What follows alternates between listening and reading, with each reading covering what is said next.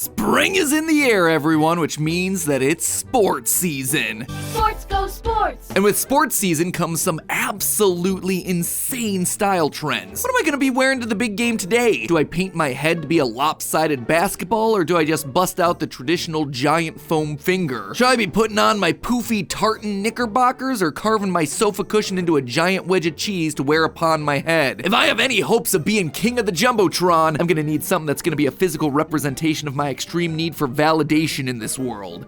So many choices, so many choices. You know what? Let me just put on my thinking cap. Maybe I'll figure something out.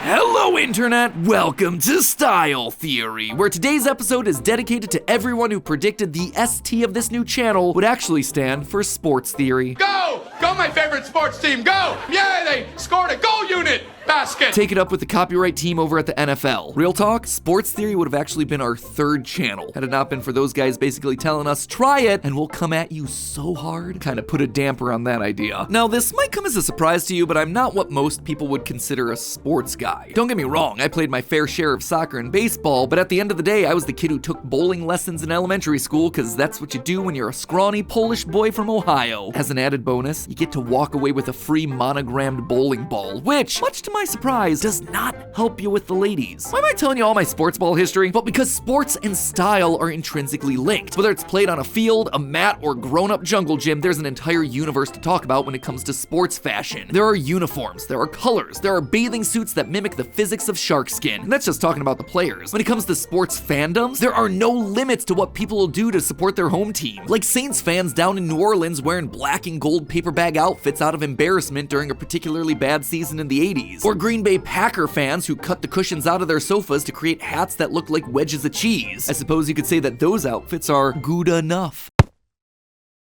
But all of the sports apparel of the past is paling in comparison to the latest trend that's taken the athletic world by storm, the Noggin cap. Basically, if you just took a typical baseball cap and gave it a mega mushroom. So to all you sports theory stands out there, consider this episode a tip of the cap to you. A very big tip of a very big cap. And for all you regular fashionistas out there who are saying, why should I care about a baseball hat the size of an oven? Just you wait, my friend. Because understanding the Noggin cap will help you understand almost every crazy piece of clothing that comes across your TikTok feed, whether or not it's ever met a sports ball. Let's just start off with the obvious question. What is this thing? Well, Noggin Boss is a company that was founded in 2020 by these two sporty dudes, Sean and Gabe. They decided to make a big brain move by taking your everyday flat-brimmed baseball cap and enlarging it to match your big brain proportions. The basic idea here is that, hey, oversized foam fingers have been a thing in sports for decades. Let's supersize something else. I guess the long-term goal here is that someday we're just gonna be biggie-sizing all of our limbs to support our favorite sports teams. As the story goes, Noggin Boss founder Gabe and his daughter made a prototype giant hat like this as part of a best dressed golfer competition. Not only did they win, but the positive response they got out of this thing led them to turning it into a brand and starting their business. Because let's be honest with ourselves, who wouldn't want someone sitting in front of them at a sporting event wearing headwear the size of Connecticut? Their early success brought them over to Shark Tank, the show where businesses pitch their ideas to big time sharks in hopes of getting more funding. And in the case of the Noggin Boss, it worked. Within minutes, they had received a deal to help them put large hats on hundreds of thousands of heads, both fan and pro athlete alike. Since then, this hat has been everywhere. NFL players Josh Allen and Brian Robinson wore him to celebrate a win. ESPN reporters donned him on their recaps. Even Fast and Furious star Ludacris wasn't immune to the giant hat. All of this celebrity endorsement, along with the undeniably eye-catching nature of the hat itself, has led to a universe of articles promoting the brand as the next big thing in sports. But I guess the bigger question about all this fanfare is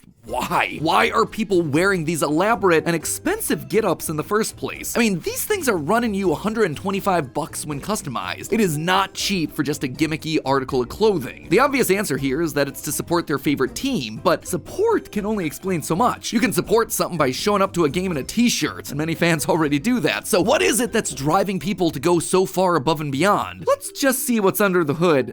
Under the hat, shall we? The first, most obvious benefit of the hat is, of course, sports getting noticed. Whether it's by other fans, the players, the old jumbotron so you can appear on the all-important kiss cam, pulling attention is a big factor here. Here on the interwebs, we can also relate this back to social media culture with the feeling of senpai noticed me, or OMG, my favorite creator followed me back or liked my comment. There's a feeling of connectedness if you manage to get noticed. In sports, an acknowledgement on the jumbotron literally means that in a stadium full of tens of thousands of screaming people, you, yes you, have been singled out as a particularly passionate fan. In baseball, standing out in the crowd could mean the difference between a player tossing you a spare ball versus just tossing it over to the snot-nosed kid next to you wearing the regular old baseball cap. Screw him, you're the one that's wearing headgear the size of a studio apartment. That ball is yours. And sports has a long history of living the mantra bigger is better. Ralph Bruno, the creator of the original Cheesehead, was unsure about his decision to wear couch sofa foam on his head until women started coming up to him asking for pictures. He and his friends liked that attention, and now Cheeseheads are a Wisconsin staple. Steve Schmeller, the creator of the first documented oversized #1 finger hand, said this, quote, "I remember we used to hold our arm erect with a finger signifying #1. I thought if I could make that much bigger, it would get more attention." Falling right in line with these historical successes, Noggin Boss has this to say about their customers, quote again, "Noggin bosses are social media magnets. Players and fans flock for selfies, and you'll get even more hype when you catch yourself and your brand on the Jumbotron." Now, I'm a guy working on the internet. I'm not poo-pooing anyone who's looking to get attention, but there is another side to this story. Items like the Noggin Boss definitely help you stand out, and in an ironic twist, they also make you feel less alone. Let's go a little deeper into the psychology of an item like this, because there's a lot of mind games to unpack with this enormous hat. There's been plenty of documented research around the reasons we feel compelled to do certain things at sports games that we wouldn't be likely to do anywhere else. Chant like a maniac with tens of thousands of other people, paint our whole face purple, yell at the ref for a bad call that he made 6 feet away and that you made from 600 feet away. All of these are uncharacteristic actions that come down to a very specific environment that you're in, namely an arena full of people. Events like big sports games cause the unique social psychological phenomenon known as disinhibition and de-individuation, where a person breaks their normal code of behavior to become part of the group. You ever been to a concert where you belt out a song with like 5,000 other people and it feels great? Have you ever joined into the wave at a football game and felt really happy, like you were part of something cool in the moment? Well, what you're experiencing there is a release of endorphins due to your de-individuation. You are no longer acting alone, making decisions alone, having to work up the nerve to do anything by yourself. You're now part of a collective making choices together. This feeling like you're part of a hive mind leads to disinhibition, the lowering of your guard when it comes to behavior that you wouldn't normally engage in. Most of it's simple. Feel more comfortable wearing your team's colors with pride, wiggling your foam finger or head banging with your cheese hat. But amplify those feelings and you start to see how Green Bay Packer fans decide to wear bikinis in the snow, why rolling up to a Raiders game in full Mad Max core seems like a no-brainer, or even why rioting after your team loses is somehow acceptable. These fans are likely people with a normal job, family, life outside of the games, but suddenly they feel compelled to go big or go home for their favorite team, their favorite band, their favorite creator. Noggin caps are a perfect example of a disinhibited article of clothing, one that we probably wouldn't wear just anywhere, but that we feel empowered to slap on our heads as soon as it can make us feel like part of an in-group who like the same team we do. That said, the psychology of this hat actually goes another layer deeper. Yes, the individual wearing the Noggin Boss benefits from the feelings of de-individuation, but this phenomenon is actually so effective that it's not just them who feels it, the fans around them rooting for both teams can feel the difference. To show you what I mean, let's look at 3 famous college football fans, Sean Caudle, Will Dam, and Brian Pinks. These 3 Nebraska Cornhusker fans achieved national fame when they began wearing these wildly dapper outfits to football games. While they acknowledge that the outfits get attention, they also notice that their designs are appreciated not just by Husker fans, but by fans on the opposing team as well who'd otherwise be hostile. Sean Caudle was surprised by this reaction, saying, quote, "Both Husker fans and the opposing teams, they all love it. We're all sports fans, and I think they really appreciate the effort and they get the picture and it's kind of fun." This idea that when you wear something crazy to a sports game, it doesn't just affect you, but also the people around you is part of a phenomenon called the white coat effect, where people actually embody the expectations of what they're wearing. The crux of the idea is the same as saying you look good, you feel good, where if you dress a certain way, whether it's fancy or professional or crazy, the way you dress actually changes the way the world sees you and how you yourself behave. In one study, researchers took a group of participants and dressed half of them in street clothes and the other half in doctors' lab coats. They then asked participants to perform a number of tasks while regular onlookers off the street rated them on their friendliness, authority, trustworthiness, and attractiveness. Get this, people rated those wearing doctors' lab coats as more authoritative and more attractive than their counterparts only wearing regular street clothes. And while no, you're not exactly successfully impersonating a respected profession when you put on your Noggin boss hat, you are likely presenting yourself in a way that gives off perceived confidence. And in return, you receive positive reactions from onlookers that'll make you feel and start to act more outgoing and passionate. It's a virtuous cycle. But we're still not done here. Even after talking about the psychology of sporting events, the mental empowerment of dressing to support your team, the ability to stand out in a crowd, I still hear some skepticism about these Noggin boss hats. I hear you saying that actually these hats are all meant to be a joke. Old Matpat, there he goes again, taking everything too seriously. Why can't he just let people wear an ironically enormous hat and move on? But you see, that's the interesting word there. Ironically. There are a lot of interesting, crazy, outlandish pieces of clothing out there that get swept into this category of ironic. Stuff like, oh, they're not wearing that seriously, they're just wearing it as a joke. But let's just look at what it actually means to wear something ironically, or just for the lulz. Because at the end of the day, that's where these hats may have started, but it's not where they're winding up. Turns out there's a very clear reason we go from wearing fun novelty items for the lulz to wearing something because we actually want to. No irony involved. We can actually see it happen over and over again in the wide world of fashion, and it's already starting to happen with the Noggin boss. Rosemary Blake's a photographer who knows all about ironic clothes and who shot for OGBFF, the makers of the TikTok viral mini skirt. She says, quote, "There's an appeal in wearing something that'll make others laugh or feel slightly uneasy. It's an art form that allows you to be something you're not. Mismatching prints and bold graphic tees are just another way to boost your confidence. And if it's not there, use the pieces to fake it till you make it." What she's saying here is that it takes a lot of confidence to wear something super silly, comically oversized, or provocative in a way that makes people feel uncomfortable. But at the same time, just the act of wearing those things actually gives the wearer the confidence they need to pull it off. Wearing these ironic pieces of clothing tends to lead to positive reinforcement in the form of attention, reaction, strong emotional responses in other people. Think about all the unusual items that you might have seen online recently. The big red anime boot, the upside down dress, the whatever